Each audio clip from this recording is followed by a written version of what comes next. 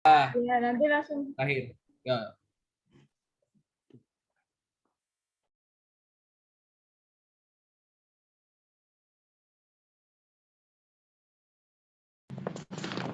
Oke, sebelumnya Assalamualaikum warahmatullahi wabarakatuh. Waalaikumsalam warahmatullahi wabarakatuh. Waalaikumsalam. Oke, kami dari kelompok 1 ingin atau akan mempresentasikan hasil diskusi kelompok kami. Nah, untuk kelompok kami yaitu mendapatkan materi analisis wacana kritis mengenai kekerasan dalam olahraga. Next, Mbak Gita. Nah, untuk kelompok kami dari kelompok 1 yaitu anggotanya salah satunya saya Muhammad Referianto, NIM belakang 056, kemudian Sahrul dengan NIM belakang 008. Oke, next Mbak Gita. Yang pertama yaitu pendahuluan. Nah, yang akan dibacakan oleh Mas Sahrul. Silahkan Mas Sahrul. Baik, terima kasih Mas Irhas. Saya akan membacakan pendahuluan, yaitu latar belakang media massa mempunyai potensi sebagai sumber munculnya bentuk-bentuk realitas ketimpangan hubungan sosial. Proses bagaimana wacana dalam berita media massa mengenai gambaran masyarakat terlihat buruk berlangsung dalam suatu proses yang kompleks. Proses marginalisasi wacana itu berlangsung secara ajar. Tujuan penelitian untuk mengkritisi konstruksi wacana media yang selama ini menjadi wadah idealisme perilaku pelaku media dan berusaha menemukan konsep yang menarik perihal kekuatan media, serta mengungkap makna yang tersembunyi dengan pandangan kritis terhadap wacana media. Terus, kajian teori. Kekerasan. Kekerasan adalah setiap perbuatan penyalahgunaan kekuatan fisik dengan atau tanpa menggunakan sarana secara melawan hukum dan menimbulkan bahaya bagi badan, nyawa, dan kemerdekaan orang, termasuk menjadi orang pingsan atau tidak berdaya. Selanjutnya, olahraga. Olahraga merupakan campuran atau gabungan antara play, games, dan spektakel tontonan yang membentuk konsep yang rapi dan bagus dalam artian kontes fisik.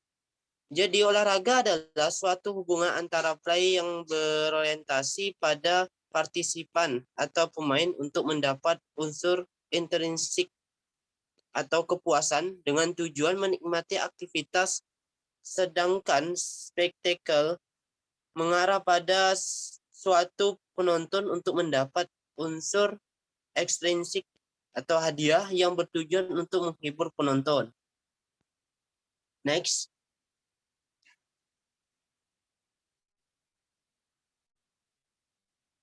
Selanjutnya,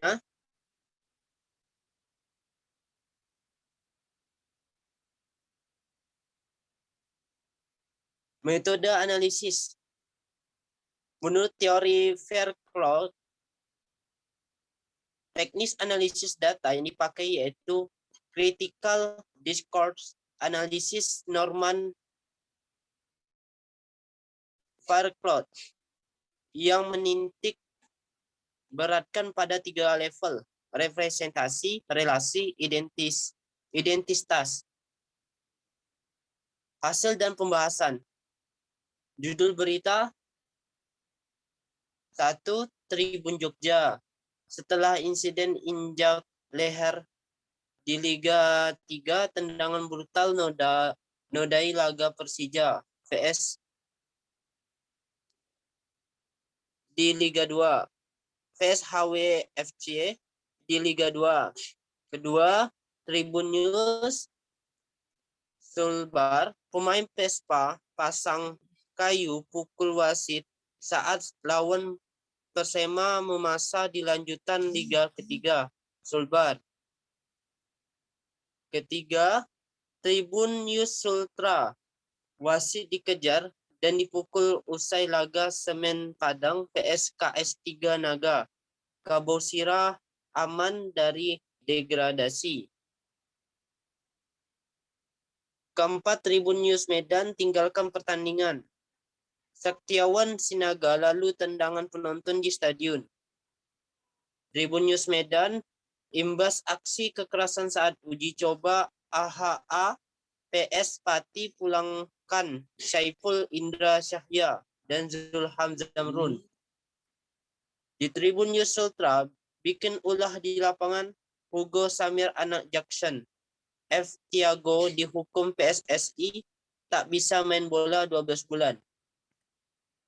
Di Tribun Solo, detik-detik aksi tak terpuji Leonard Tupamahu tertangkap kamera jotos pemain Persis Solo. Di Tribun Jatim, hina dan pukul wasit. Todd Pere dilarang bermain 1 tahun.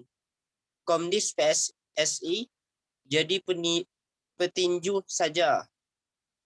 Selanjutnya, Detik News, Kapten AFA Sailendra yang bogem Ketua DPRD Kota Pasuruan diskorsing 2 laga. Selanjutnya Tribun Jabar, mengerikan leher pemain PPSM Magelang diinjak pemain Kebumen, dibawa ke RS begini kondisinya. Oke, terima kasih Mas Sahrul. Terima kasih Mas Sahrul. Saya lanjutkan. Kemudian strategi penyajian informasi. Nah, dari ke-10 artikel berita yang bersumber dari Tribun News dan Detik News, ataupun poin-poin dari peristiwa kekerasan dalam olahraga di antaranya melibatkan pemain dengan wasit, pemain dengan penonton, pemain dengan sesama pemain. Isu yang diangkat dari berita tersebut mengindikasikan bahwa penulis ingin menunjukkan adanya peristiwa kekerasan dalam olahraga, khususnya di cabang olahraga sepak bola di Indonesia. Sehingga pembaca digiring untuk melihat mirisnya sepak bola di Indonesia dan sanksi apa yang didapatkan oleh si pelaku. Next, Mbak Gita. Oke. Ya, selanjutnya yaitu bentuk-bentuk ekspresi bahasa. Yang pertama yaitu kosakata. Pilihan kata dalam suatu teks menandai secara sosial dan ideologis bidang pengalaman yang berbeda dari penulisnya, baik berupa nilai eksperiental dan nilai relasional, serta nilai ekspresif. Wacana dalam berita tersebut menegaskan kan adanya kekerasan di dalamnya seperti kata brutal, jotos, injak, dan lain-lain, yang membangun pemikiran membaca bahwa olahraga sepak bola seakan-akan mengerikan.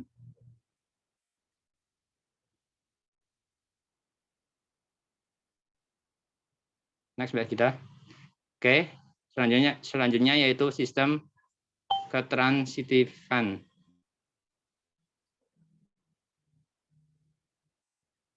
Sistem ketransitifan menurut follower bahasa dipandang sebagai model yang menghubungkan antara objek dan peristiwa.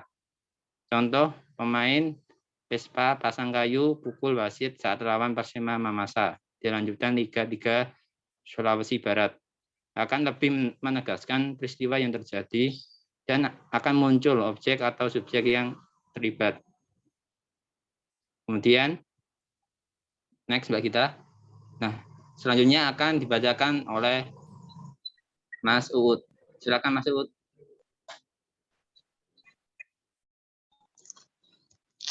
Oke, terima kasih Mas Irhas. Selanjutnya yaitu bentuk-bentuk ekspresi bahasa. Yang pertama yaitu struktur nominalisasi. Nominalisasi adalah transformasi sintaksis secara radikal dalam suatu klausa yang memiliki konsekuensi struktural yang luas dan memberikan kesempatan menyampaikan ideologi. Sebagai contoh kata pemukulan, pada kalimat reader video aksi pemukulan wasit dilakukan salah satu tim Liga 3 Zona Sulawesi Barat atau Sulbar di Stadion Gelora Jiwa Pasangkayu Senin 21 tanggal 22 bulan 11 tahun 2021 yang akan menimbulkan pemikiran yang terfokus pada kata tersebut. Selanjutnya yaitu modalitas. Modalitas diartikan sebagai komentar atau sikap yang diberikan oleh penulis terhadap apa yang dilaporkan dan dapat membangun perspektif pemberitaan yang mempengaruhi opini pembaca. Contohnya yaitu pada berita dalam kalimatnya yaitu namun mantan pemain Lampang FC Thailand ini berpeluang dapat keringanan sanksi jika melakukan banding. Memberikan pengaruh opini pembaca dengan adanya berpeluang. Nah, dengan adanya berpeluang ini kan seperti memberikan adanya opini dari penulis kemudian untuk pembaca karena berpeluang kan bisa dijadikan sebagai bahan pertimbangan juga. Kemudian selanjutnya yaitu tindak tutur dalam menunjukkan adanya perbedaan perspektif dan juga berfungsi sebagai alat persuasif pihak tertentu. Contoh pada kalimat dia meminta kepada seluruh pemain dan pelatih mengikuti aturan PSSI, menunjukkan adanya tindakan persuasif atau ajakan secara eksplisit dan memiliki perspektif berbeda bagi mereka yang mengikuti peraturan dan bagi mereka yang sudah mengikuti peraturan. Seperti itu. Oke, yang selanjutnya yaitu ada metafora, merupakan pemahaman pengalaman sejenis hal yang dimaksudkan untuk perihal lain. Metafora digunakan jurnalis untuk membangun perspektif dalam surat kabar. Contohnya yaitu pada berita ada kata horor. Dalam kalimatnya yaitu insiden horor itu sendiri terjadi di depan wajah wasit. Nah, memberikan makna mengerikan atau menakutkan pada insiden yang terjadi. Nah, jadi dalam metafora ini pemahamannya yaitu yang dimaksudkan untuk perihal lain seperti kata horor. Nah, kata horor kan bisa diartikan juga sebagai mengerikan atau menakutkan. Seperti itu. Oke, terima kasih Mas Nurul Huda. Kemudian untuk pembahasan akan dibacakan oleh Mas Sahrul. Silakan Mas Sahrul. Baik, terima kasih. Selanjutnya pembahasannya. Setiap pernyataan pada dasar adalah pencipta makna, yakni tindakan pembentukan diri serta pengungkapan jati diri dari sang pembicara. Analisis wacana dalam paradigma kritis menekankan pada konstelasi kekuatan yang terjadi pada proses produksi dan reproduksi makna. Dari hasil analisis dalam 10 artikel berita di atas, terdapat kecenderungan penulis menggunakan kata-kata yang menarik perhatian masyarakat untuk mempresentasikan citra sepak bola sebagai olahraga yang mengerikan serta berbahaya. Dilihat dari pengguna bentuk-bentuk ekspresi bahasa yang disajikan dalam berita. Next.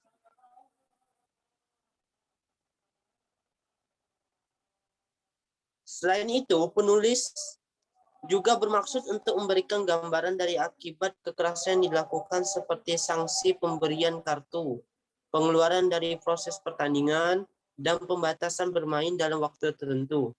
Dalam beberapa berita yang dianalisis, wartawan memposisikan diri secara mandiri sebagai identitas diri dalam menyusun berita atau tidak berpihak kepada siapapun yang terlibat dalam kasus baik korban maupun pelaku kekerasan. Secara implisit, penulis sebenarnya juga memberikan sanksi kepada para pelaku dengan penggunaan wacana kekerasan dalam penulisan berita. Oke, Mas Sahrul, terima kasih.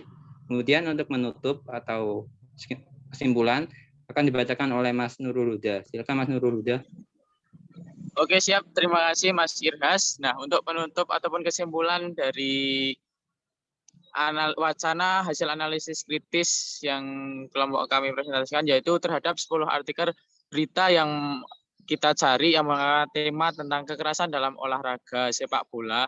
Terdapat makna di balik penulisan berita tersebut, yaitu pada intinya penulis ingin membangun perspektif bahwa olahraga sepak bola merupakan olahraga yang berbahaya.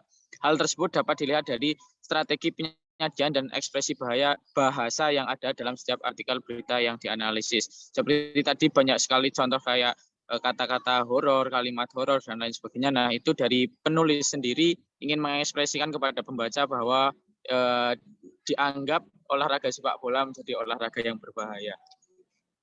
Itu cukup. Terima kasih Mas Irhas, saya kembalikan lagi. Oke, terima kasih Mas Uud membacakan kesimpulan. Tadi mohon maaf, anggota kelompok kami yaitu Mas Nurul Huda belum saya bacakan. Nah, untuk Mas Nurul Huda yaitu NIM belakang 0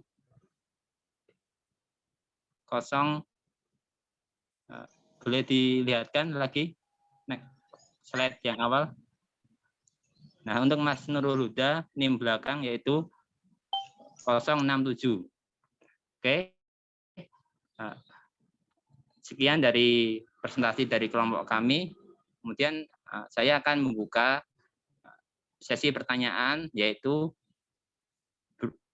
sejumlah 1 pertanyaan. Nah, silakan ada yang bertanya, langsung open mic, silakan.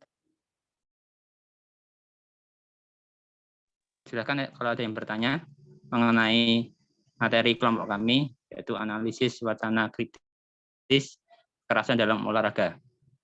Silakan.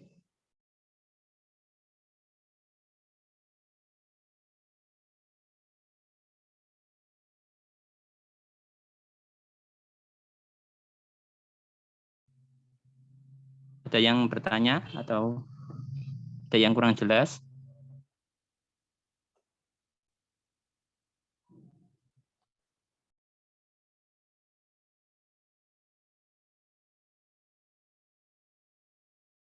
Saya masih izin bertanya.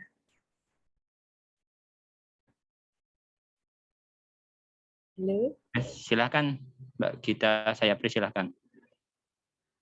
Baik, terima kasih Mas Irhas. Saya Gita Ratih dengan NIM belakang 054. Izin bertanya, ini kan dari judul-judul berita kan ada 10.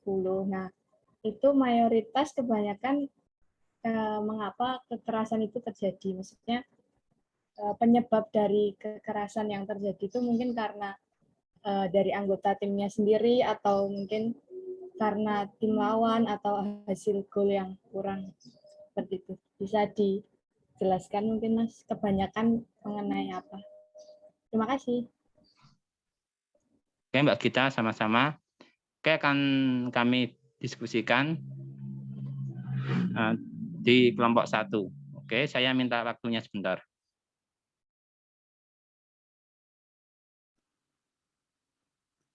Mbak, bisa dibuka di bagian apa namanya permasalahan. Ya, oke. Baik.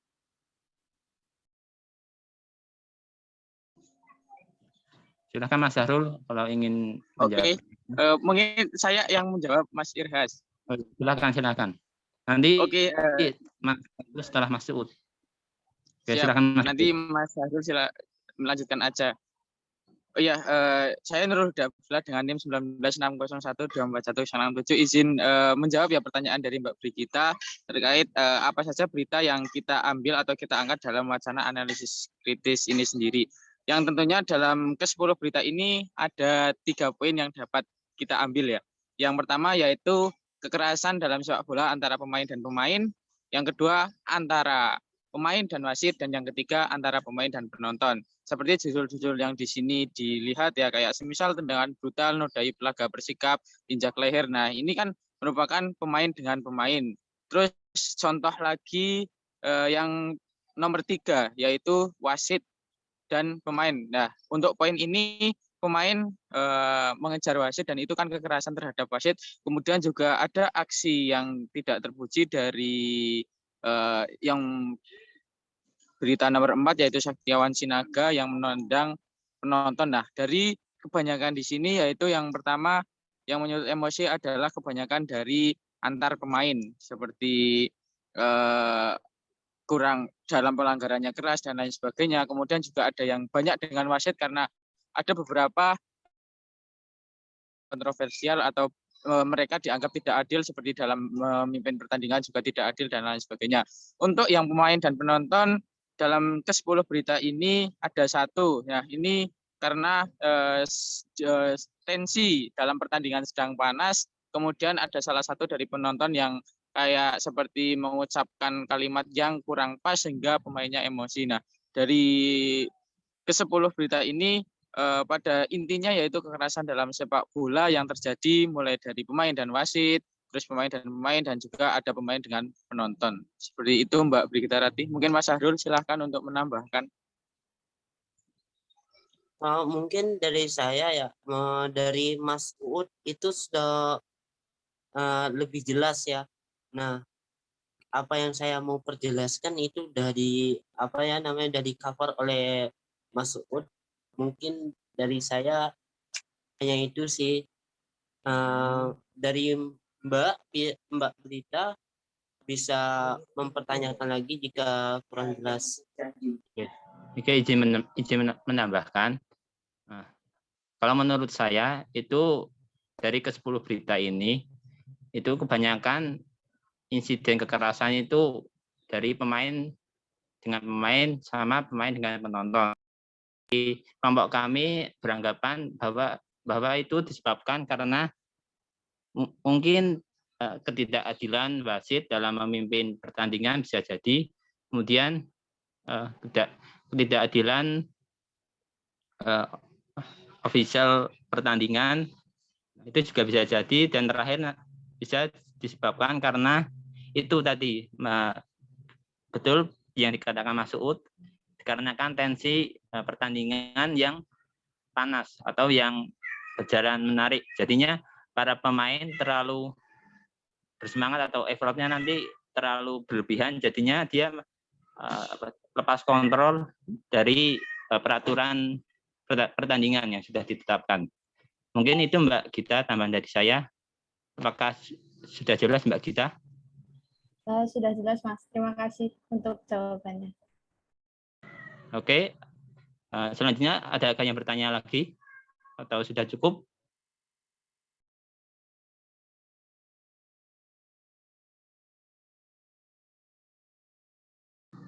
Cek, apakah ada yang bertanya lagi? Atau sudah cukup? Cukup, Mas. Oke. Sekian dari kelompok kami, yaitu kelompok 1 mengenai analisis wacana kritis dalam kekerasan olahraga. Kurang lebihnya mohon maaf dari kelompok 1. Terima kasih. Wassalamualaikum warahmatullahi wabarakatuh. Waalaikumsalam warahmatullahi wabarakatuh.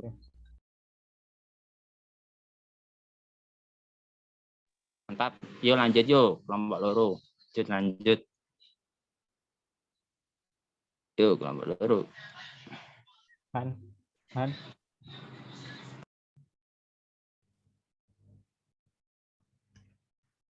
Baik, Assalamualaikum warahmatullahi wabarakatuh. Waalaikumsalam. Waalaikumsalam. Wabarakatuh. Di sini kami akan melanjutkan presentasi dari kelompok 2 mengenai rasisme dalam olahraga. Di sini kami beranggotakan yang hadir hanya 2 orang, yaitu Muhammad Rafi Al-Mahdi, NIM dengan NIM belakang 077, dan Farhan Nur Fidiatmiko dengan NIM 068.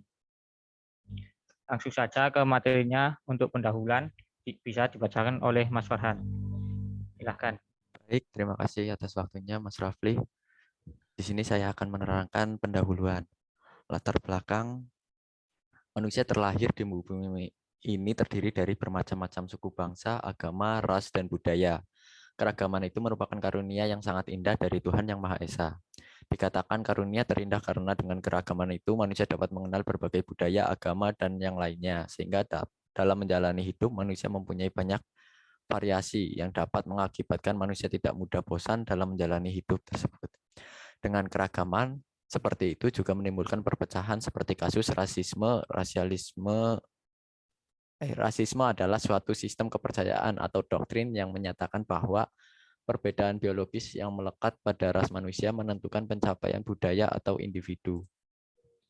Bahwa suatu ras tertentu lebih superior dan memiliki hak untuk mengatur yang lainnya. Beberapa penulis menggunakan istilah rasisme untuk merujuk pada preferensi terhadap kelompok etnis tertentu sendiri, ketakutan terhadap orang asing, penolakan terhadap hubungan antar ras, dan generalisasi terhadap suatu kelompok orang tertentu.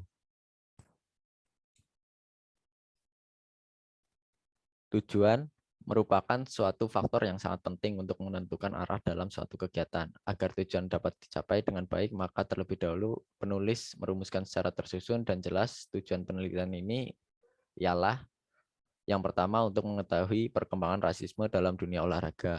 Yang kedua untuk mengetahui sejauh mana peranan suatu lembaga yang menaungi dalam menangani kasus rasisme yang terjadi dalam berbagai cabang atau dunia olahraga.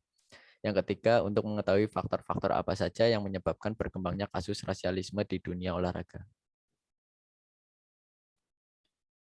Kajian teori, rasisme atau rasialisme. Definisi menurut KBBI adalah suatu sistem kepercayaan atau doktrin yang menyatakan bahwa perbedaan biologis yang melekat pada ras manusia menentukan pencapaian budaya atau individu bahwa suatu ras tertentu lebih superior dan memiliki hak untuk mengatur ras yang lainnya. Menurut Allo Liliweri, rasisme adalah suatu ideologi yang mendasar diri pada diskriminasi terhadap seseorang atau sekelompok orang karena ras mereka, bahkan ini menjadi doktrin politis. Sedangkan menurut Human Rights and Equal Opportunity Commission, rasisme adalah suatu ideologi yang menyumbangkan pernyataan mitos perihal kelompok ras dan etnis lainnya yang merendahkan kelompok atau komunitas tersebut. Pendapat lain disampaikan oleh Pramudia Anantatur yang berpendapat bahwa rasisme atau rasialisme adalah pemahaman yang menolak suatu golongan masyarakat yang berdasar atau berbeda ras. Dengan kata lain, mempunyai kelainan pada umumnya. Kemudian menurut Oliver Jacob, rasisme merupakan peristiwa situasi yang menilai berbagai tindakan dan nilai suatu kelompok berdasar perspektif kulturalnya, yang memandang semua nilai sosial masyarakat lain di luar diri mereka itu salah dan tidak dapat diterima. Kajian teori yang kedua adalah olahraga. Olahraga dapat didefinisikan dalam berbagai macam pengertian. Salah satu definisi dari olahraga adalah melalui pendekatan yang melibatkan dua unsur, yaitu unsur play dan spektakel. Play sendiri dapat diartikan sebagai suatu permainan, di mana fokusnya adalah pada pemain atau partisipan dalam permainan tersebut, sedangkan spektakel dapat diartikan sebagai suatu tontonan, di mana fokusnya adalah penonton atau penikmat dari suatu pertunjukan atau penampilan. Dari kedua unsur tersebut, olahraga atau sport dapat didefinisikan menjadi dua hal, yakni olahraga yang menekankan unsur play dapat dikatakan sebagai suatu aktivitas yang orientasinya adalah pada partisipan atau orang yang ikut serta dalam suatu permainan atau aktivitas olahraga, sedangkan definisi kedua adalah olahraga yang menekankan pada unsur spektakel. Dapat dikatakan sebagai suatu aktivitas yang orientasinya adalah pada penonton atau penikmat dari suatu aktivitas olahraga, atau bisa dikatakan prioritasnya adalah kepuasan penonton. Rasisme dalam olahraga. Dari definisi rasisme dan juga olahraga yang telah dipaparkan di atas, rasisme dalam olahraga dapat didefinisikan sebagai tindakan yang memandang suatu hal yang berbeda dengan dirinya sebagai sesuatu yang salah dan tidak dapat diterima, serta menganggap dirinya lebih superior dibanding ras atau individu yang berbeda dengan dirinya itu. Hal ini jika terjadi dalam lingkup olahraga, baik dalam olahraga berorientasi pada partisipan ataupun yang berorientasi pada penonton, dapat dikatakan sebagai suatu tindakan rasisme dalam olahraga. Metode analisis wacana kritis Firecloud. Menganalisis strategi penyampaian berita dan menganalisis bentuk ekspresi bahasa yang meliputi kosakata, ketransdivisan, nominalisasi, modalitas, tindak tutur, dan metafora. Pembahasan. Di sini ada beberapa berita yang kami angkat.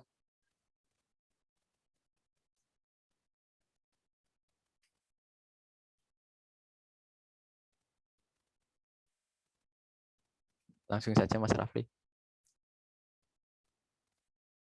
Nah, strategi penyajian informasi.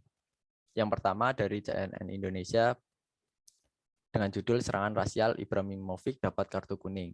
Berita tersebut merupakan aksi rasialisme dalam olahraga yang terjadi dalam pertandingan sepak bola AC Milan versus AS Roma. Penyajian isi berita diawali dengan aksi rasialisme supporter Roma terhadap Ibrahimovic dengan teriakan, "Kamu Gipsy." saat hendak melakukan tendangan bebas. Kemudian Ibrahimovic membalas aksi rasial tersebut setelah berhasil mencetak gol lewat tendangan bebas tersebut dengan menggoyangkan tangan ke atas seperti meledek yang akhirnya berbuah kartu kuning. Setelah itu, penyajian isi berita dilanjutkan dengan aksi supporter Roma yang ternyata juga sering melempar aksi rasial pada pemain atau klub lain sebelum aksi rasial terhadap Ibrahimovic terjadi. Penulis menutup berita dengan memberi informasi peringkat AC Milan usai berhasil mengalahkan AS Roma.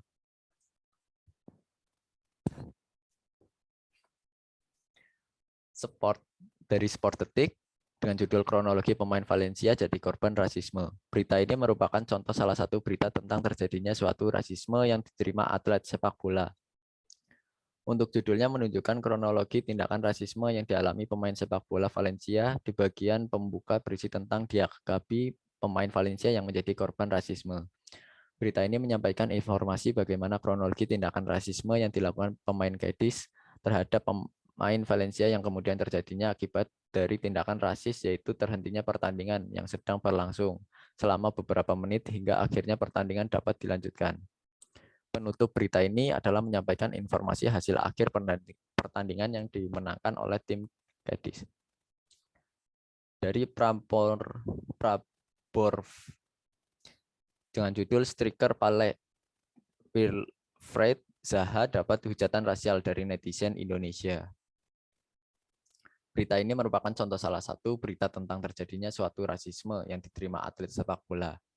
Untuk judulnya menunjukkan Zaha mendapatkan serangan rasial melalui media sosial. Pada bagian pembuka berita ini menyajikan informasi bahwa Zaha dan kawan-kawan berhasil mengalahkan tim Manchester City dengan 2-0. Kemudian mendapatkan serangan rasial lewat media sosial. Disajikan beberapa pernyataan dari Zaha alasan mengapa ia mengunggah story tentang serangan rasial yang didapatkannya. Pada bagian akhir disajikan tutur kata seorang atlet sepak bola bernama Lukaku yang merupakan salah satu korban rasial yang pernah terjadi.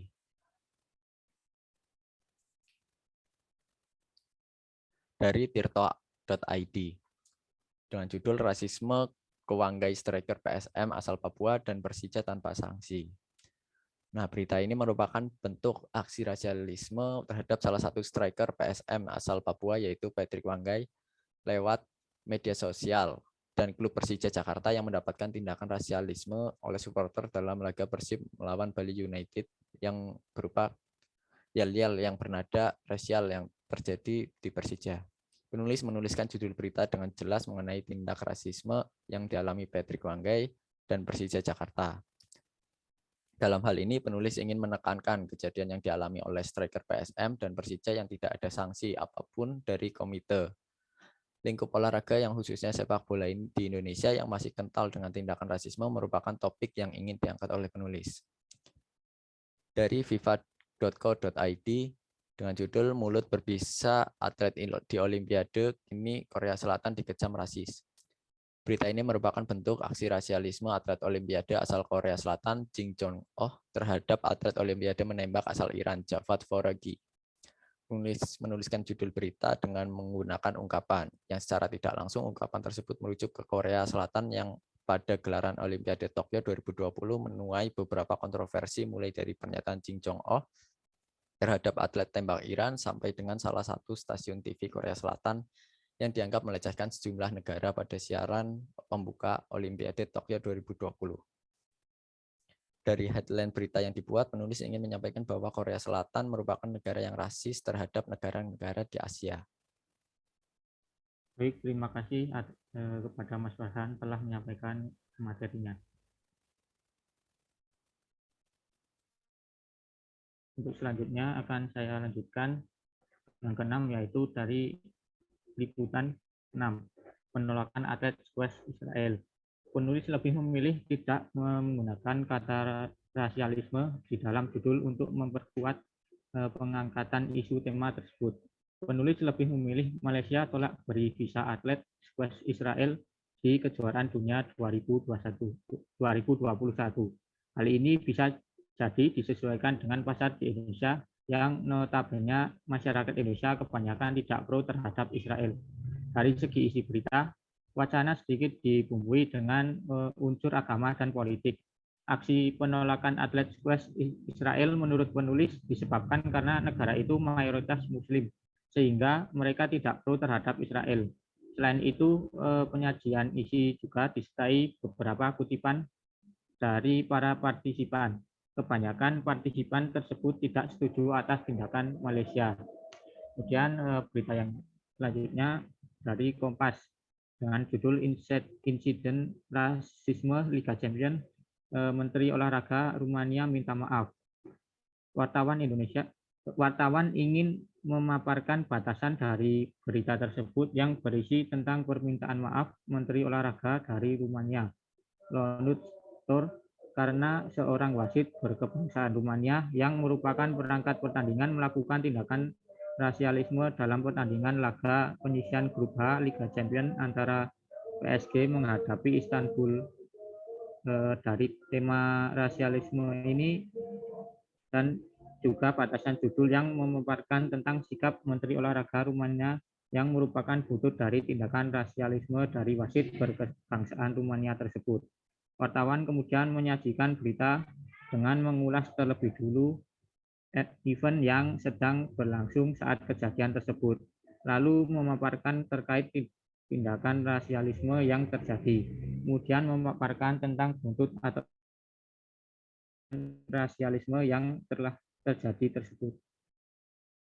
Selanjutnya dari bola.com, pemain Athletic Bilbao mendapat perlakuan rasis dari supporter Espanyol. Penyajian isi berita diawali dengan saat pergantian pemain menit 69, Williams berjalan melewati belakang gawang dan di sanalah ia mendapat perlakuan rasisme. Pemain asal kepada Muniain terkait hal tersebut. Muniain lantas meneruskannya kepada Jose Sanchez Martin. Setelah itu, penyajian isi berita dilanjutkan dengan Komisi Disiplin La Liga tengah mengumpulkan bukti-bukti untuk kemudian diserahkan kepada Komite LFDF. Jika terbukti, maka Espanyol terancam sanksi berat. Satu di antaranya adalah laga tanpa penonton. Kemudian dari bola.com, video FA akan berikan sanksi kepada pelaku rasisme 3 pemain timnas Inggris. Berita ini merupakan salah satu contoh berita tentang terjadinya suatu pelaku rasisme terhadap 3 pemain timnas Inggris setelah gagal mengeksekusi penalti di final Euro Senin 12 Agustus 2021. Kejadian rasis ini dilakukan oleh supporter melalui media sosial. Menuliskan dengan jelas dari kejadian ini, FA mengutuk dan memberikan sanksi dalam bentuk diskriminasi dengan adanya rasialisme online yang ditujukan pada 3 pemain timnas Inggris di media sosial. Hal ini terjadi menurut supporter lain karena ketiga pemain tersebut gagal adu penalti saat melawan timnas Italia. Selanjutnya dari skor Olimpiade Tokyo 2020. Terindikasi rasis, pimpinan tim balap sepeda Jerman dipulangkan. Berita ini berisi tentang terjadinya suatu tindakan rasisme pada Olimpiade Tokyo 2020 yang diterima atlet balap sepeda asal Eritrea dan Tunisia oleh pimpinan balap sepeda Jerman yaitu Patrick Moster. Judul pada berita ini menunjukkan konsekuensi yang diperoleh pimpinan balap sepeda Jerman atas tindakan rasisme yang terjadi saat pertandingan balap sepeda di Olimpiade Tokyo 2020. Penyajian berita ini pada bagian pembuka diawali kronologi pemulangan Patrick Moster saat Olimpiade berlangsung. Tanggapan dari Komite Olimpiade Jerman, UCI, dan atlet yang disemangati oleh Patrick Moster. Dan berita yang ke-11 yaitu dari bola.com. Liga Inggris, kepolisian Manchester akan investigasi kasus rasialisme yang menimpa Marcus Rashford. Berita ini merupakan bentuk aksi rasialisme terhadap striker timnas Inggris sekaligus pemain Liga Inggris Manchester United, yaitu Marcus Rashford lewat media sosial berupa tindakan rasialisme. Penulis tidak menuliskan secara gamblang mengenai tindakan rasis seperti yang dilontarkan oleh oknum tidak bertanggung jawab pada akun media sosial yang dimiliki pemain Manchester United itu. Pemain tersebut juga menolak mengutarakan oknum yang melakukan tindak rasialisme terhadap dirinya. Sementara pihak kepolisian masih menyelidiki kasus tersebut, Marcus Rashford beranggapan bahwa perilaku tersebut merupakan sikap kemanusiaan di media sosial yang paling buruk. Dan dirinya mengungkapkan bahwa apabila oknum pelaku tindak rasialisme terhadap dirinya ingin mencari reaksi keras, tidak akan ada tanggapan darinya. Penulis ingin menekankan bahwa dalam dunia sepak bola, khususnya lingkup Eropa, memang masih kental dan tindak rasialisme, khususnya ketika suatu tim nasional berlaga atau suatu tim kalah pada para oknum tidak bertanggung jawab dan mencari salah satu pemain sebagai kambing hitam. Selanjutnya akan dibacakan oleh Mas Farhan, silahkan. Baik, bentuk-bentuk ekspresi bahasa. Yang pertama ada kosakata. Pemakaian kosakata bukan semata persoalan teknis, tetapi sebagian praktik ideologi. Berikut contoh pemilihan kosakata. Pada berita CNN Indonesia, balas serangan rasial Ibrahimovic dapat kartu kuning. Serangan rasial, pemilihan kata serangan merupakan bentuk nilai ekspresif dari kata tindakan atau aksi menyerukan serangan rasial. Kata menyerukan ekspresif dari kata meneriakan. Untuk contoh yang kedua, pada berita Liputan 6 dengan judul penolakan atlet squash Israel. Kata tidak memiliki hubungan diplomatik dengan Israel. Penulis berusaha menyelipkan unsur politik yang memang kebanyakan negara muslim tidak melakukannya. Hal ini juga merupakan bentuk ekspresif yang sejatinya negara-negara tersebut anti terhadap Israel. Kata mengunjungi, pada kalimat warga Israel dilarang mengunjungi negara itu, merupakan bentuk penghalusan kata yang sejatinya adalah dilarang masuk.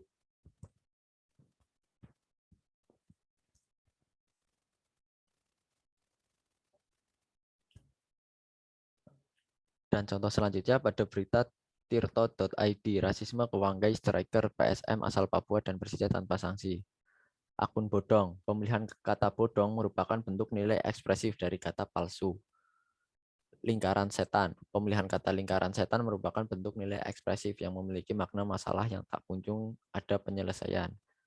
Menjernihkan hoak, pemilihan kata menjernihkan merupakan bentuk nilai ekspresif yang memiliki makna meluruskan kesalahpahaman.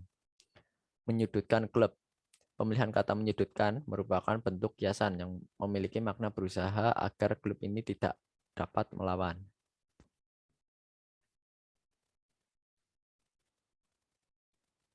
Yang kedua ada sistem ketransifisan. Yang A, model transitif. Model transitif berhubungan dengan proses melihat suatu tindakan dan bagian-bagian lain sebagai akibat suatu tindakan. Contoh penggunaan model transitif dalam berita di atas. Pada berita fifa.co.id, mulut berpisah atlet Olimpiade kini Korsel dikecam rasis. Pada kalimat Jong Oh juga menyebut kehadiran Forogi merupakan sebuah omong kosong dalam Olimpiade ini. Mulut berpisah Jong Oh tersebut sontak memancing kisruh dikarenakan pernyataan atlet menembak Korea Selatan tersebut membuat netizen marah. Dan contoh pada berita selanjutnya ada kalimat di menit ke-29, saya menginterupsi pertandingan karena konfrontasi antara pemain kedua tim. Ini adalah transitif karena adanya konfrontasi antara pemain kedua tim, akibatnya wasit menginterupsikan pertandingan. Terima kasih Mas Farhan. Selanjutnya akan dibacakan oleh saya sendiri. B. Model intransitif. Model intransitif, seorang aktor dihubungkan dengan suatu proses tetapi tanpa menjelaskan atau menggambarkan akibat atau objek yang dikenai. Contoh penggunaan model transitif dari dalam berita yang ada yaitu pada berita Kompas. Insiden rasisme Liga Champions, Menteri Olahraga Rumania minta maaf. Dalam kalimat Menteri Olahraga Prancis Roxana Maracian juga turut berkomentar terkait insiden yang melibatkan salah satu klub asal negeri mode itu. Dari contoh tersebut terlihat bahwa dari tindakan komentar yang disampaikan Menteri Olahraga Prancis tersebut tidak menggambarkan akibat lanjutan yang ditimbulkan. Dan berita selanjutnya yaitu dari bola.com dengan judul pemain Athletic Bilbao mendapatkan perlakuan rasisme dari supporter Espanyol. Saat digantikan menit 69, William berjalan melewati belakang gawang dan di sanalah ia mendapatkan perlakuan rasisme. Ia mendapatkan perlakuan rasisme merupakan bentuk interaktif. Kemudian C. Model relasional. Model relasional menggambarkan sama-sama kata benda dalam 11 artikel berita yang sudah dianalisis, tidak ditemukan kalimat yang menggunakan model relasional. Selanjutnya yaitu struktur nominalisasi. Nominalisasi adalah transformasi sintaks secara radikal dalam suatu klausa yang memiliki konsekuensi struktural yang luas dan memberikan kesempatan menyampaikan ideolog. Salah satunya dilakukan dengan memberi imbuhan pean. Contohnya yaitu pada berita skor Olimpiade Tokyo 2020 terindikasi rasis, pimpinan tim balap sepeda Jerman dipulangkan. Contoh kalimat tak mau kontingannya di Olimpiade Tokyo mendapat penilaian buruk, Jerman pun memulangkan Patrick Moster. Kata penilaian menunjukkan bahwa hasil terhadap apa yang telah dilakukan. Kemudian pada berita Kompas, insiden rasisme Liga Champions, Menteri Olahraga Rumania minta maaf. Contoh kalimatnya yaitu penyelidikan dari UEFA akan menguapkan konteks dan interpretasi atas pernyataan itu, ujarnya. Penggunaan kata penyelidikan merupakan model nominalisasi. Kemudian pada berita tirto.id, rasisme ke bangkai striker PSM asal Papua dan Persija tanpa sanksi. Contoh kalimat dalam kolom komentar masih dijumpai penyamaan orang dengan hewan dan dengan mudahnya stigma warna kulit terlontar untuk merendahkan Patrick. Penggunaan struktur nominalisasi pada kata penyamaan. Selanjutnya yaitu modalitas.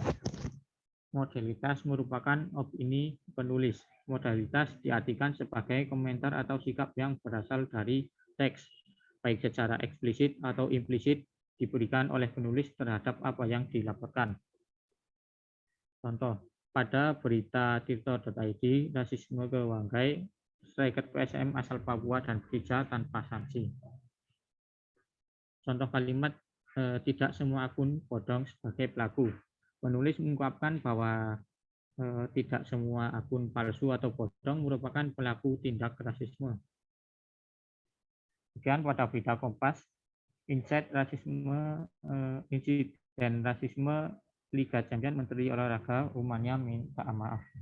Contoh kalimat dugaan tindak rasialisme Poltesu melalui perkataan itu mengundang reaksi keras seluruh pemain dan ofisial kedua tim. Contoh ini termasuk dalam pembagian modalitas. Itu pada kalimat keharusan. Pada berita bola.com, Liga Inggris, kepolisian Manchester akan investigasi kasus rasialisme yang menimpa Marcus Rashford. Contohnya yaitu melalui akun Twitter pribadi, Marcus Rashford, pemain berusia 23 tahun itu menganggap bahwa perilaku pelecehan rasial kepadanya sebagai sikap kemanusiaan dan media sosial yang paling buruk. Penulis berusaha menyampaikan apa yang dituliskan Marcus Rashford di akun media sosial bahwa suatu tindakan rasialisme merupakan suatu tindakan di media sosial yang paling buruk. Baik, selanjutnya akan dibacakan oleh Mas Farhan. Silakan.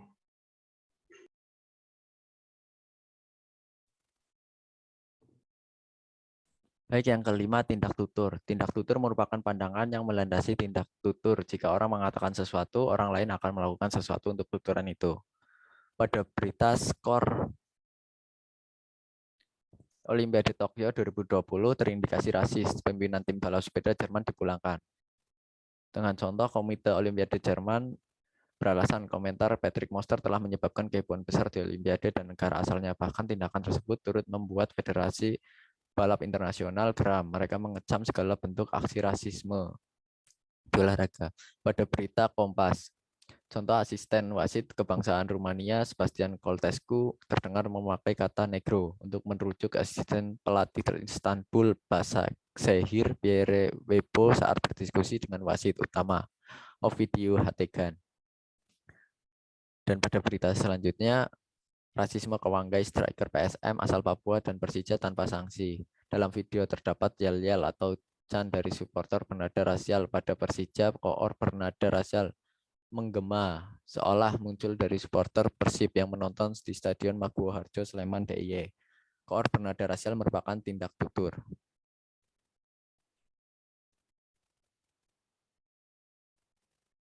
Yang keenam, ada metafora, digunakan sebagai ungkapan kebahasaan yang maknanya tidak bisa dijangkau secara langsung dari lambang karena makna yang dimaksud terdapat pada prediksi ungkapan kebahasaan itu.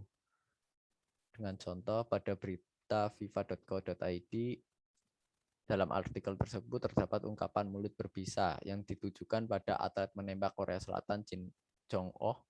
Maksud dari mulut berbisa pada artikel tersebut adalah suka mengeluarkan kata-kata yang pedas atau tajam dan tajam. Contoh selanjutnya, nyanyian pendukung AS Roma berbunyi kamu Gipsy, merujuk latar belakang Ibrahimovic. Gipsy dalam hal ini merujuk pada sebutan kaum Eropa yang sudah berabad-abad mengembara dari satu tempat ke tempat yang lain. Untuk contoh pada artikel selanjutnya, di dalam komentar ketiga timnas Inggris diantaranya Bukayo Saka, Jadon Sancho, dan Marcus Rashford di sosial media Instagram, ketiga pemain terdapat kata-kata rasial dan emoji monyet. Dalam artian ini, monyet bukan merupakan hewan, namun merupakan ejekan hinaan yang menyamakan pemain ketiganya dengan hewan tersebut. Terima kasih Mas Farhan telah menyampaikan materinya. Selanjutnya akan saya lanjutkan kesimpulan. Sistem rasisme terdiri dari dua dimensi utama, yaitu kognitif dan sosial. Dimensi kognitif dari representasi sosial, tersangka yang dibuat oleh kelompok atau orang dominan orang kulit putih, bangsa Eropa, dan terkadang kelompok dominan lainnya. Berdasarkan pada ideologi superioritas dan perbedaan. Pengertian dimensi sosial memiliki dua level, yaitu level lokal dan level global. Pada level lokal atau mikro, ini didefinisikan sebagai istilah rasisme sehari-hari, yaitu adanya banyak ketidaksetaraan interaksional sehari-hari dan bentuk discriminatory exclusion atau pembatasan hak, marginalization atau pembatasan peran terhadap suatu kelompok, dan problematization atau suatu masalah terhadap minoritas etnis atau orang asing. Sementara itu untuk level global atau makro rasisme, kita dihadapkan pada organisasi ketidaksetaraan etnis seperti sistem apartheid atau pemisahan ras, dan segregation atau pengasihan, dan sekarang melalui kebijakan imigrasi, liputan media terbiaskan, buku teks dan pendidikan yang monokultural dan stereotip. Kemudian permasalahan rasisme merupakan hal yang tidak dapat dilepaskan dalam kehidupan, khususnya dalam lingkup olahraga. Kerap sekali atlet mendapat tindak rasisme baik dari lawan, supporter, netizen, atau dari suatu kelompok. Dari banyak artikel yang kami analisis, bagian besar diakibatkan oleh perbedaan ras antar kelompok yang domain dengan yang minoritas. Mulai dari tindakan rasialisme di dunia sepak bola sampai dengan tingkat olimpiade. Tindak rasisme tersebut memiliki latar belakang masing-masing, di mana kelompok minoritas merasa dipinggirkan oleh kelompok yang dominan. Dari segi analisis dimensi teks, didapati bahwa beberapa situs media dalam mewacanakan pemberitaan rasisme relatif proporsional dalam memberikan pihak pro dan pihak kontra terhadap peristiwa tersebut. Hal tersebut terlihat dari pemilihan narasumber dan kutipan pernyataan yang disampaikan oleh berbagai situs media yang kami analisis.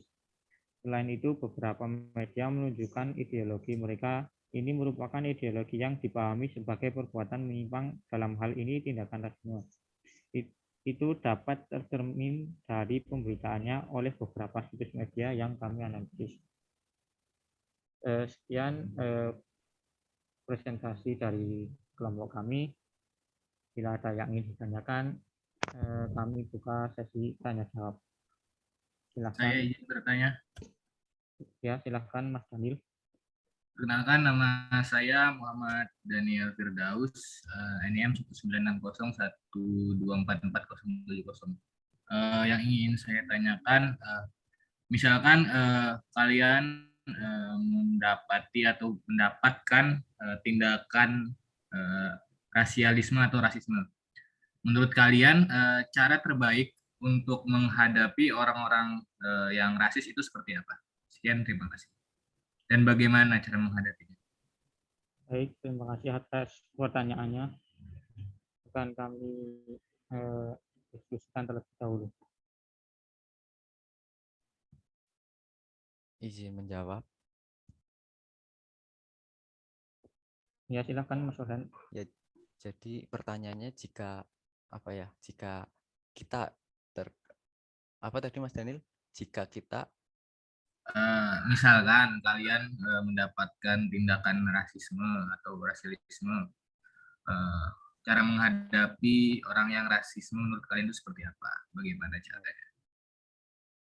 jika kita dihadapkan oleh orang yang bertindak rasisme ke kita, mungkin saya akan jelaskan secara bodoh-bodohannya lah ya.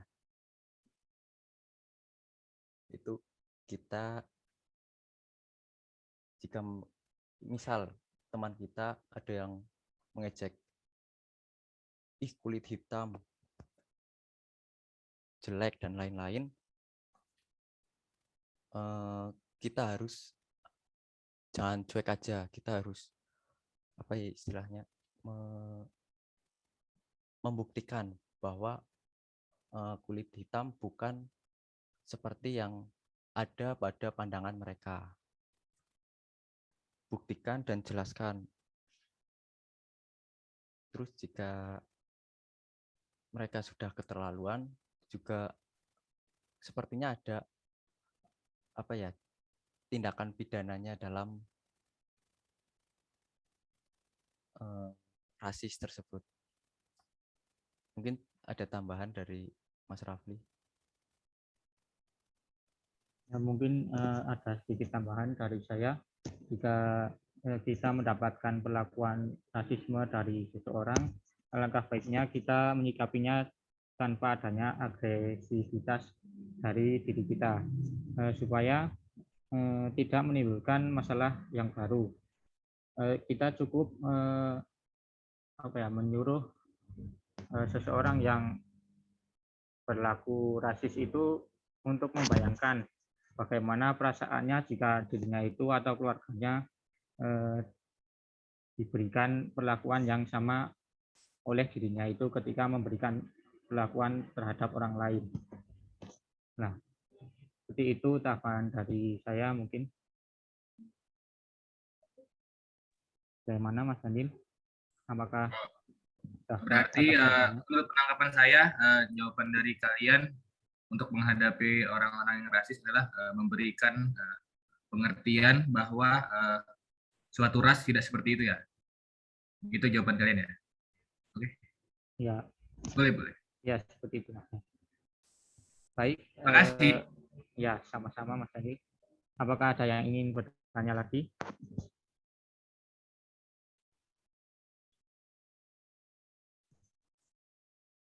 Halo.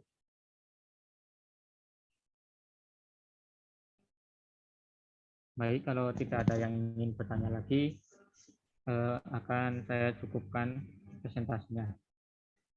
Untuk menutup presentasi ini, kurang lebihnya mohon maaf atas kesalahan kata-kata dari kelompok kami. Wassalamualaikum warahmatullahi wabarakatuh. Waalaikumsalam warahmatullahi wabarakatuh. Waalaikumsalam warahmatullahi wabarakatuh.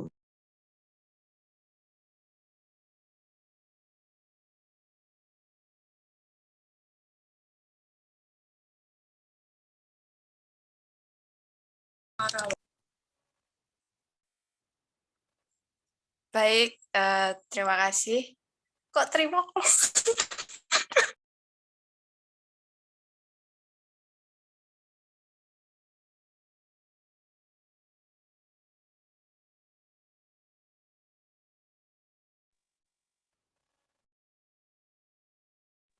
Baik, kami dari kelompok 3 akan mempresentasikan mengenai analisis semiotika kekerasan pada olahraga.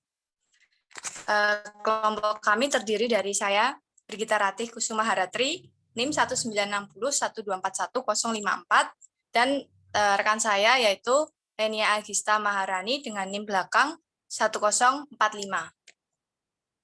Untuk latar belakang, silakan Mbak Lenia untuk menjelaskan. Ya, latar belakang persoalan kekerasan dalam olahraga sepak bola yang sering terjadi saat ini yaitu masalah sosial yang sering ditangani dengan serius, terutama yang melibatkan para penonton. Sebab perilaku buruk yang ditunjukkan oleh para penonton ini seringkali telah menyebabkan gangguan dan keresahan pada masyarakat. Menurut William, 1999. Sejarah menunjukkan bahwa tindakan kekerasan dalam sepak bola sudah terjadi sejak usia permainan sepak bola itu sendiri, sehingga orang-orang pada umumnya sudah tidak merasakan keanehan tentang persoalan kekerasan dalam sepak bola ini. Menurut Cantor 1999, dalam Haley dan Johnston 1995.4. Dengan demikian, kebanyakan orang sudah menganggap bahwa persoalan kekerasan penonton sepak bola merupakan persoalan yang biasa terjadi dalam waktu pertandingan. Dikarenakan sudah banyak tentang kejadian kekerasan antara supporter sepak bola, kelompok kami ingin membahas tentang kekerasan yang ada di dalam lapangan dan dilakukan oleh kedua kesebelasan sendiri yang menjadi pelaku kekerasan dalam sepak bola, dengan mengangkat isi dari sebuah film yang berjudul Cahaya dari Timur, Beta Maluku.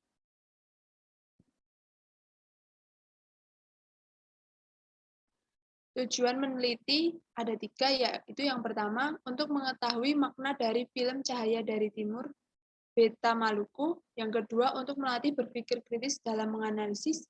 Yang ketiga, untuk memenuhi tugas sosiologi olahraga.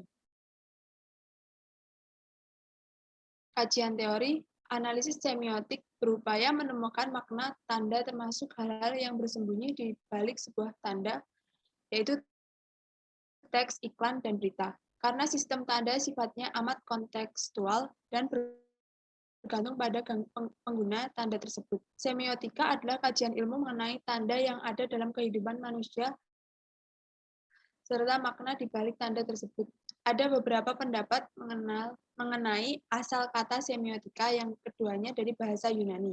Pertama, seme yang berarti penafsiran tanda, sedangkan yang kedua adalah semeion yang berarti tanda. Pada perkembangannya, terdapat beberapa ahli yang mengkaji semiotika dalam studi mereka dan menciptakan teori-teori semiotika. Salah satunya adalah Ferdinand dan Saussure. Baik, terima kasih untuk Mbak Lenia telah menjelaskan. Kami lanjut, yang selanjutnya ada metode. Menurut teori Ferdinand de Saussure, adalah sebuah sistem tanda dan setiap tanda tersusun dari 2 bagian, yaitu signifier, petanda, dan signifit atau pertanda. Nah, yang penanda itu adalah bentuk atau wujud fisik dapat dikenal melalui wujud karya arsitektur. Yang pertanda artinya makna yang terungkap melalui konsep, fungsi, dan atau nilai-nilai yang terkandung di dalam karya arsitektur. Nah, kita langsung masuk ke film, yaitu kita menganalisis film Cahaya dari Timur, Beta Maluku. Scene yang pertama itu tandanya ada 2 orang sedang memperebutkan bola. Nah, ini penandanya ada gambarnya seperti ini. Lalu pertandanya 2 orang dari kedua tim saling memperebutkan bola dalam pertandingan sepak bola untuk memperjuangkan timnya agar memenangkan pertandingan. Lalu yang scene kedua, ini tandanya ada 2 orang dalam satu tim sedang rusuh. penandanya gambarnya ini. Lalu pertandanya, seorang pemain mendorong salah satu rekan timnya hingga jatuh tersungkur untuk meluapkan emosinya karena menyebabkan timnya kebobolan 1 angka. Lalu scene yang ketiga, tandanya itu seorang pemain sepak bola melakukan kekerasan terhadap pemain lawan. Nah, ini penandanya terlihat yang baju putih dan merah ini. Lalu pertandanya, deskripsinya seorang pemain berbaju putih yang membawa bola menyikut pemain merah yang sedang ingin merebut bola demi mempertahankan bolanya. Lanjut yang ke scene keempat. Nah, ini penandanya terlihat seperti ini. Tandanya itu 2 orang pemain sepak bola yang berbeda tim saling merebutkan bola. Pertandanya seorang pemain baju putih ingin melewati pemain baju merah, tetapi menggunakan cara yang salah, yaitu kekerasan dengan maksud ingin membuat gol ke gawang lawan. Lalu lanjut scene kelima untuk Mbak Lenia, silahkan untuk membacakan. Ya, untuk scan yang kelima yaitu tanda sign 2 orang dalam satu tim sedang rusuh dan disusul oleh rekan satu timnya yang rusuh. Lalu pertanda signing pit, seorang pemain dari tim putih memukul kepala seorang pemain dari tim merah dikarenakan pada saat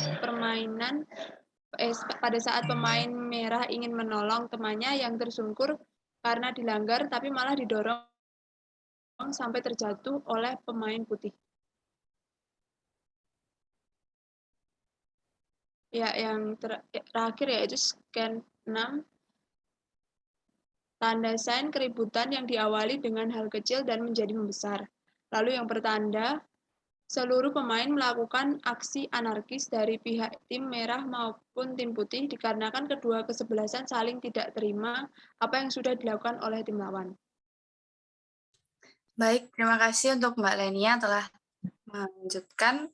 Untuk yang selanjutnya, penutup dari kami kelompok 3, kekerasan adalah bentuk tingkah laku yang ditunjukkan untuk menyakiti orang lain, baik secara fisik maupun mental. Kekerasan dalam olahraga bisa terjadi antara sesama pemain, pemain dengan wasit, lalu pemain dengan supporter. Kekerasan seringkali bersifat individu maupun massal dan memiliki dampak yang luar biasa, baik terhadap dunia olahraga maupun sosial dan kemasyarakatan. Mungkin cukup sekian presentasi dari kelompok 3. Ada kurang lebihnya mohon maaf. Apakah ada pertanyaan dari teman-teman? Dipersilakan.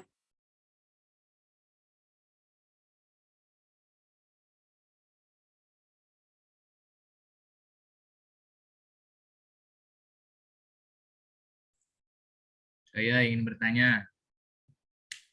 Silakan Mas Daniel. Perkenalkan, nama saya Muhammad Daniel Firdaus. NIM 19601244070. Yang ingin saya tanyakan, dan tadi Anda juga sudah menyebutkan bahwa kekerasan ini juga dapat merusak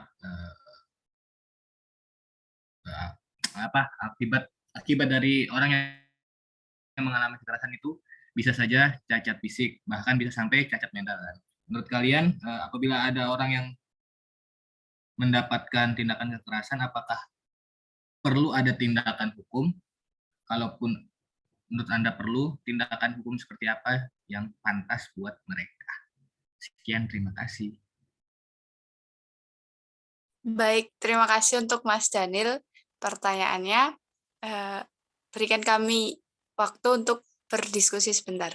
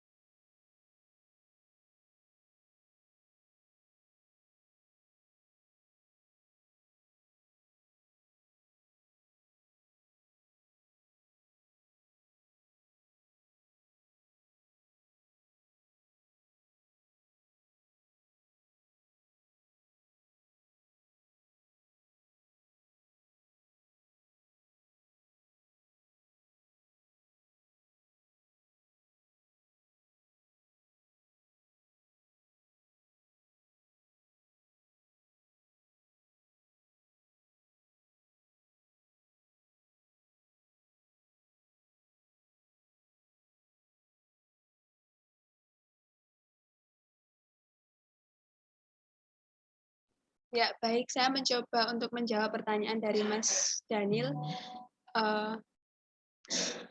Menurut tim kelompok kami, dalam menangani kekerasan tersebut, yaitu kita bisa saja melaporkan ke pihak yang berwajib, karena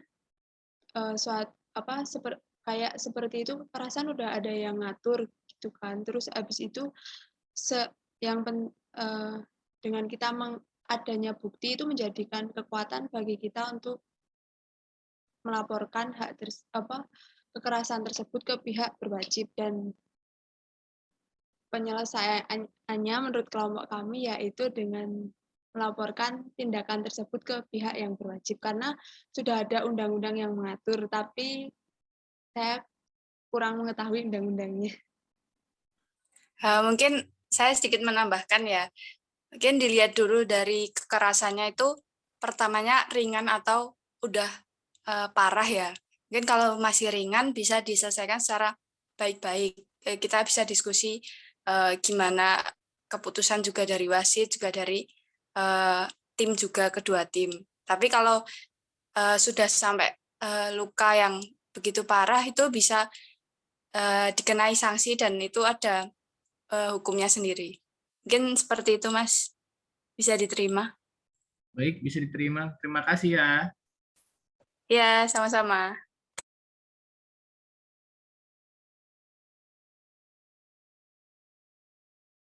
Mungkin teman-teman ada yang ingin bertanya lagi atau sudah cukup? Mungkin jika sudah cukup, sekian dari kelompok 3 dari kami. Ada kurang lebihnya mohon maaf. Terima kasih. Silakan dilanjut kelompok 4.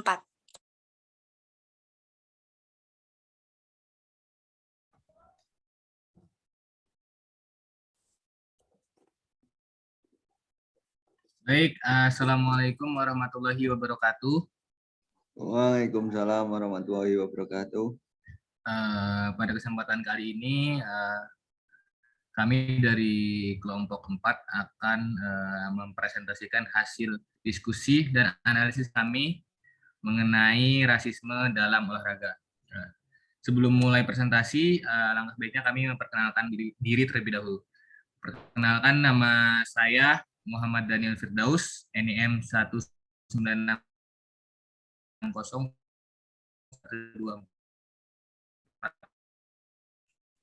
Muhammad Nur Falah dengan NIM 19601241061. Jadi kami berdua adalah perwakilan dari kelompok 4. Dalam presentasi kali ini kami akan membahas mengenai rasisme yang ada di dalam dunia olahraga. Kemudian kasus yang akan kami angkat adalah kasus yang terjadi atau yang didapati oleh 3 pemain timnas sepak bola Inggris pada final Euro 2020. Kemudian masuk ke materi. Yang pertama, pendahuluan.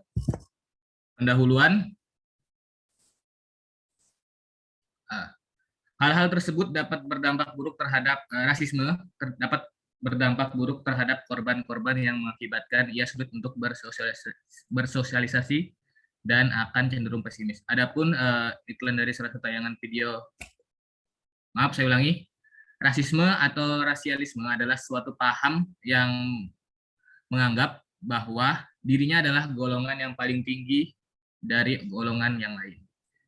Rasisme biasanya mengacu pada diskriminasi terhadap suku, golongan, agama, adat, dan ciri fisik tubuh.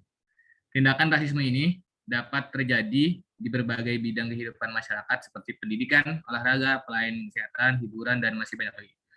Salah satu contoh yang sering terjadi yaitu perbedaan fisik tubuh manusia. Biasanya berkulit hitam sering menjadi korban saat dominan berkulit putih. Kemudian orang bermata sipit di tengah orang bermata besar dan lain sebagainya. Kemudian hal-hal yang tadi dapat berdampak buruk terhadap korban yang mengakibatkan ia sulit untuk bersosialisasi dan akan cenderung pesimis. Adapun iklan dari salah satu tayangan video yang menampilkan tindakan rasisme terhadap atlet sepak bola seperti Rashford, Jadon Sancho, dan Bukayo Saka. Mereka menjadi korban rasis fans Inggris karena gagal dalam mengeksekusi penalti.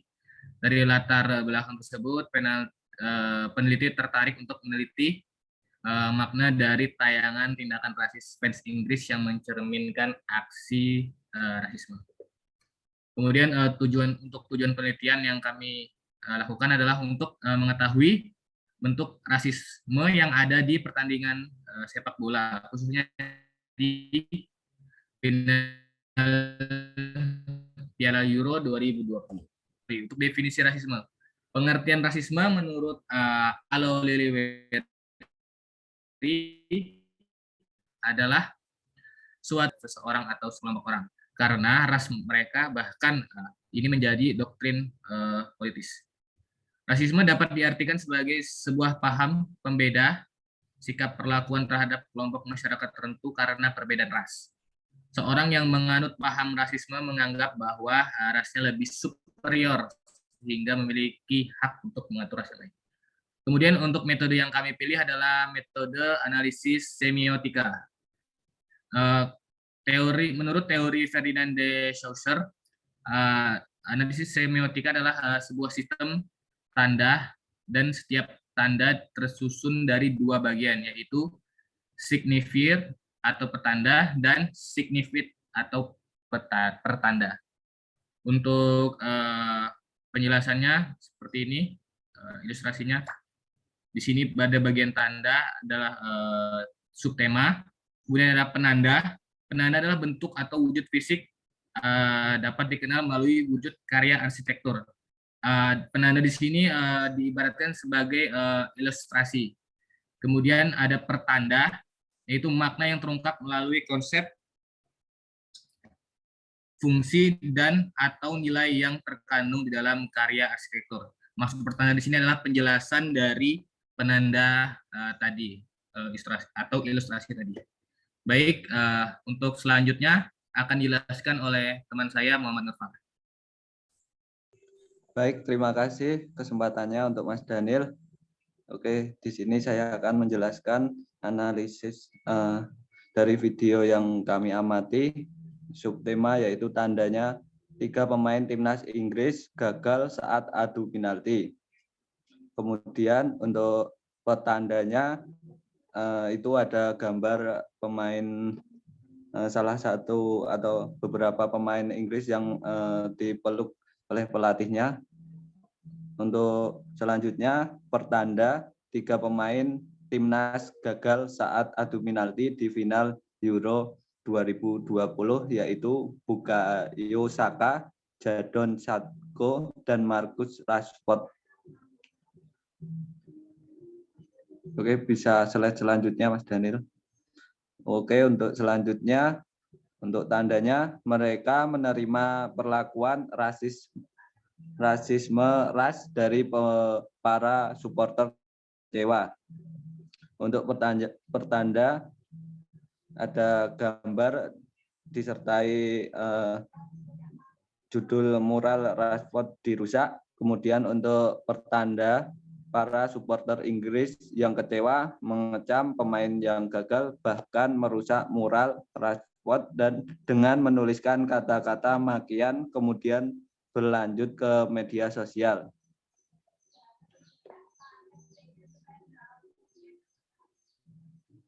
Oke, untuk selanjutnya yang ketiga yaitu untuk tandanya rasisme terjadi setelah final.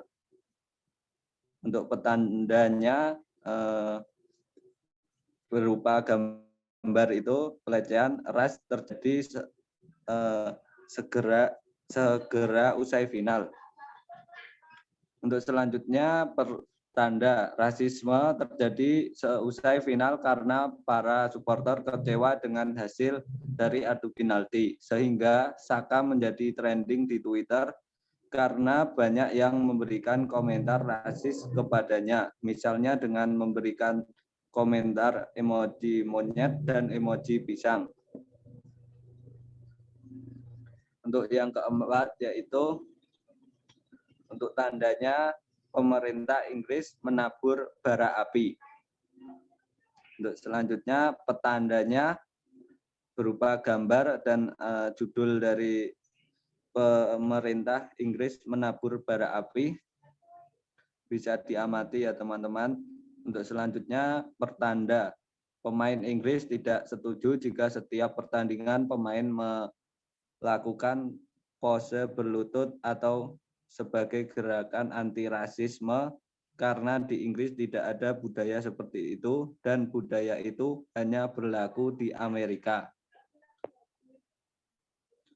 Untuk yang kelima yaitu tanda kecaman dari sesama pemain Inggris. Untuk petanda berupa gambar kecaman dari sesama pemain Inggris. Untuk pertanda membalas 2 tweet yang dituliskan Priti Patel pada akun Twitternya dari Triwenming sebagai salah satu pemain timnas sepak bola Inggris mengecam dan membalas di tweet tersebut secara langsung. Anda tidak bisa melakukan provokasi pada awal turnamen Euro dengan melabeli pesan anti rasisme kami sebagai gestur politik dan kemudian ketika hal yang kita tanyakan terjadi. Untuk slide selanjutnya yaitu slide untuk nomor ke-6, tandanya buka pendukung Inggris. Untuk tandanya di situ ada gambar Harry Kane, Anda bukan pendukung Inggris. Untuk pertanda sebagai kapten timnas sepak bola Inggris, Harry Kane pun angkat bicara tentang kasus rasisme yang dialami oleh anak buahnya. Dalam salah satu tweetnya, Harry Kane mengatakan, jika Anda melecehkan siapapun di media sosial, Anda bukan penggemar Inggris dan kami tidak membutuhkannya. Oke, untuk selanjutnya penutup. Rasisme merupakan fenomena yang selalu menarik untuk dibahas. Bagaimana tidak di era yang modern di mana harus manusia bisa berpikir terbuka dan toleran dalam melihat perbedaan. Namun faktanya tindakan rasisme masih banyak didapati di Eropa. Bahkan kasus rasisme masih terjadi di negara-negara yang kita anggap maju.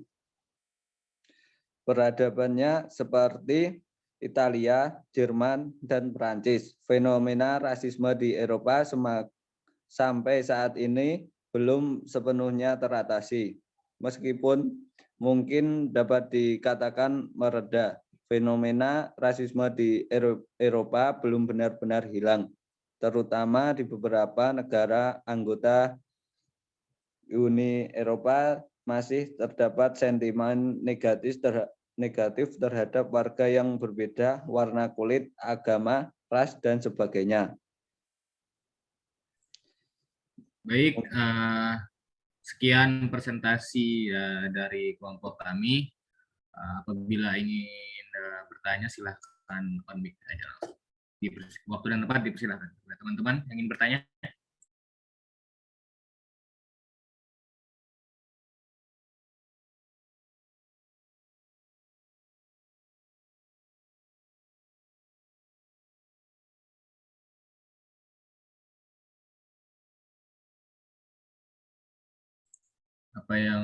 Ada yang ingin bertanya?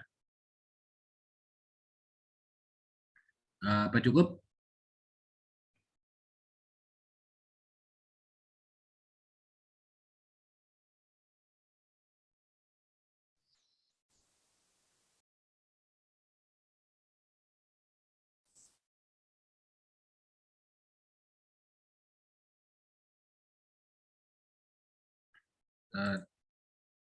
Mungkin kesempatan terakhir pertanyaan, saya memberi kesempatan, apakah ada yang ingin bertanya?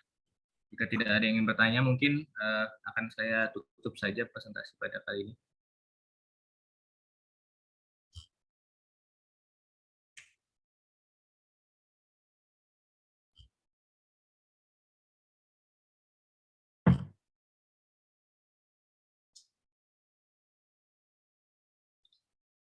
Mungkin tidak ada pertanyaan ya.